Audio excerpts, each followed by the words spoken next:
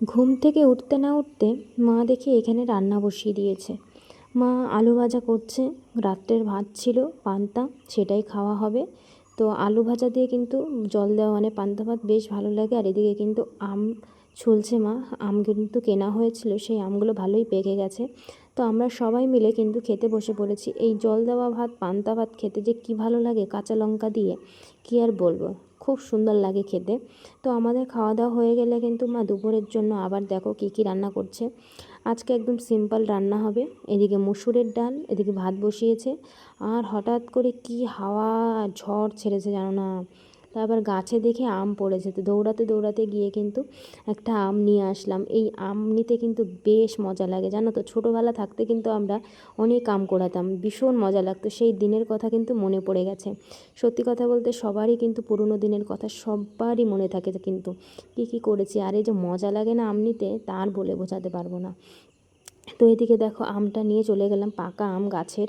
আর বাইরে এত সুন্দর হাওয়া দিচ্ছে কি বলবো। মা এদিকে রান্নাও করতে পারছে না, গ্যাসে এত হাওয়া যাচ্ছে। তো মাকে বললাম একটু পরে রান্না করো। ওয়েদারটা জাস্ট ওয়াও হয়ে গেছে, কারণ এই গরমের মধ্যে কিন্তু একটু ভালো লাগে না। তো যাই হোক, আমি এখন কিন্তু অনেকটাই সুস্থ হয়েছি আগের থাকতে। আর এদিকে কিন্তু আম টাম নিয়ে এসেছি ঘরে, এই আম খেতে হবে। তারপর ভাবলাম যে ঘরের একটু কাজগুলো গুছিয়ে ফেলি। তো তোমার ঘরের যে আমি ঘুমিয়েছিলাম যে ঘরে, সেই ঘরটা ভাবলাম একটু আগে গুছিয়ে ফেলি, কারণ গোছানো হয়নি কিছুই। তো বেডশিটটা গোছাবো, কারণ বেডশিটটা একদম এলোমেলো হয়ে রয়েছে। পরের দিন ভেবেছি একবারে বেডশিটটা ধুয়ে দেবো, অনেক দিন পাতা রয়েছে এই বেডশিটটা। সত্যি কথা বলতে কি জানো তো, ঘর বাড়ি একটু পরিষ্কার পরিচ্ছন্ন না রাখলে কিন্তু একদম ভালো লাগে না। আমার কিন্তু ওইটাই, যতই শরীর খারাপ থাক আর যা থাকুক, বাড়ি ঘর পরিষ্কার করলে কিন্তু বেশ সুন্দর, আর মনটাও কিন্তু ভালো থাকে। আমি সারাদিন কিন্তু কাজকর্ম করতে চাই, কিন্তু মা আমাকে করতে দেয় না, শরীরটা ওই যে খারাপ তাই। তো নেক্সট ভিডিওতে দেখতে পারবে আমি একটা জিনিস নিয়েছি কানে। এটা নিলে নাকি অনেকটাই কানের শব্দ কমে যায়। দেখা যাক কী হয়, ঠাকুরের নাম করে তো নিয়েছি। ভগবান চাইলে তাড়াতাড়ি সুস্থ হয়ে যাব। কি বলো তো, মানুষের মাথা জিনিসটা এমনই, যদি মাথায় কোনো সমস্যা হয় তখন কিন্তু কোনো কিছুই কেন ভালো লাগে না। সত্যি কথা বলতে কোনো কিচ্ছু না।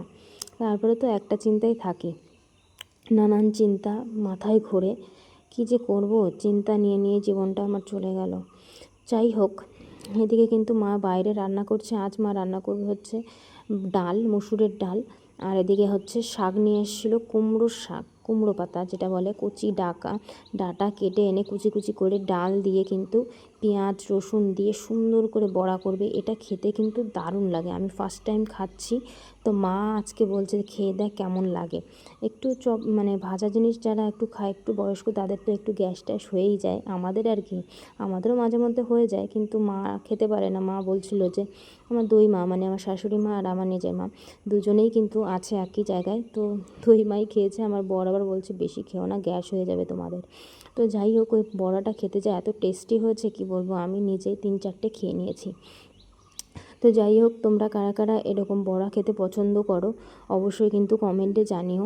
আজকে আমি আমার কোনো বিষয় নিয়ে কথা তুলব না। কি বলো তো, সবসময় না নিজের মানসিকতা একটু চেঞ্জ করতে হবে, ওই একই কথা না ভালো লাগে না। হ্যাঁ, তোমাদের সঙ্গে আমি যখন আমার শ্বশুর বাড়িতে যাব তখন আমি তোমাদের এক একটা রিপোর্ট দেখাবো, কি কি আমি করিয়েছি ট্রিটমেন্ট, সেগুলো সম্পর্কে অবশ্যই তোমাদের জানাবো। তো এদিকে দেখো মা কিন্তু বললাম ওই যে ভাজা করছে একটা বড়া, আর এদিকে কিন্তু ডালও হয়ে গেছে। যাই হোক, কথা বলতে বলতে দেখো আমার কিন্তু ঘরটার মোটামুটি গোছানো কমপ্লিট, পরিষ্কার পরিচ্ছন্ন হয়ে গেছে। ঝাড় দিয়ে নিয়েছি, ঘরগুলো এত বড় বড়, ঝাড় দিতে অনেকটাই সময় লাগে। আর সত্যি কথা বলতে সাদা জিনিসের উপরে একটু নোংরা থাকলে না বিরক্ত বোধ হয়। তো আমি কিন্তু উপরে ভাইয়ের ঘরগুলো একটু ঝাড় দিয়ে এসেছিলাম। ঝড়ে একটা হাওয়াতে এত পরিমাণে ধুলো হয়েছে কি বলবো, দেখো পাতাপুতি পড়ে কি অবস্থা। তারপর যাই হোক, চান টান করে নিয়েছি, চান টান করে দুপুরের খাওয়া দাওয়া করবো। এখানে আম কেটেছি, মিষ্টি ছিল ফ্রিজে, ডাল আর বড়া, এটাই আজকে কিন্তু দুপুরের খাওয়া। আর আলু ভাজা তার সাথে। এই সত্যি কথা বলতে এই বড়া খেতে কিন্তু বিশাল টেস্টি লাগে খেতে, আর দারুণ হয়েছিল খেতে। কিন্তু তোমরা কিন্তু ট্রাই করে দেখতে পারো, আর অবশ্যই রেসিপিটা তোমাদের বলবো, বলেই দিয়েছি কি কি লাগবে ওতে। যাই হোক, বিকাল টাইমে কিন্তু খেয়েছিলাম মুড়ি আর সঙ্গে চানাচুর ভাজা, বিকালে একটু খেয়েছিলাম। তো যাই হোক বন্ধুরা, আজকে আমি তো সেমন ওইসব বিষয় নিয়ে কথা বললাম না। পরের একটা নেক্সট ভিডিওতে এসব বিষয় নিয়ে কথা বলবো, মানে আমার প্রেগনেন্সির জার্নি নিয়ে। তো যাই হোক, তোমরা ভালো থেকো, সুস্থ থেকো সবাই।